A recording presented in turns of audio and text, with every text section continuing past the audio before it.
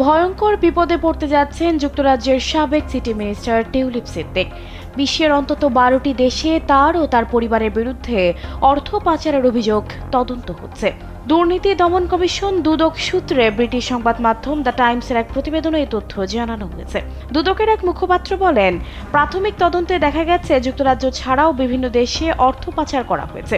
দুদক পারস্পরিক আইনি সহায়তা চেয়ে বিভিন্ন দেশে তথ্য ও প্রমাণের জন্য অনুরোধ জানিয়েছে। শেখ হাসিনা ও তার পরিবারের বিরুদ্ধে তদন্তের অংশ হিসেবে 10 থেকে 12টি দেশের কাছে তথ্য চাওয়া হয়েছে। টিউলিপের বিষয়ে কতগুলো দেশের কাছে তথ্য চাওয়া হয়েছে তা স্পষ্ট নয়। মুখপাত্র বলেন, বিদেশে পাচার হওয়া অর্থ উদ্ধারে কাজ করছে দুদক।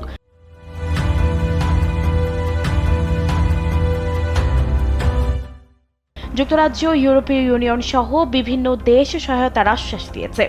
এদিকে ব্রিটেনের এফবিআই হিসেবে পরিচিত ন্যাশনাল ক্রাইম এজেন্সি টিউলিপের বিরুদ্ধে তদন্ত শুরু করেছে। দুদকের সঙ্গে ঢাকায় এক গোপন বৈঠকও করেছে তারা। তার বিরুদ্ধে 3টি তদন্ত করছে দুদক। এগুলো হলো পারমাণবিক বিদ্যুৎ কেন্দ্র প্রকল্প থেকে লাভবান হওয়া, তার খালা সাবেক প্রধানমন্ত্রী শেখ হাসিনাকে পরিবারের সদস্যদের জন্য জমি বরাদ্দ দিতে প্রভাবিত করা এবং অর্থ পাচারের অভিযোগ। যদিও নিজের বিরুদ্ধে অভিযোগ অস্বীকার করে আসছেন টিউলিপ। খালার রাজনৈতিক প্রতিপক্ষের সাজানো বলেও দাবি করা হচ্ছে।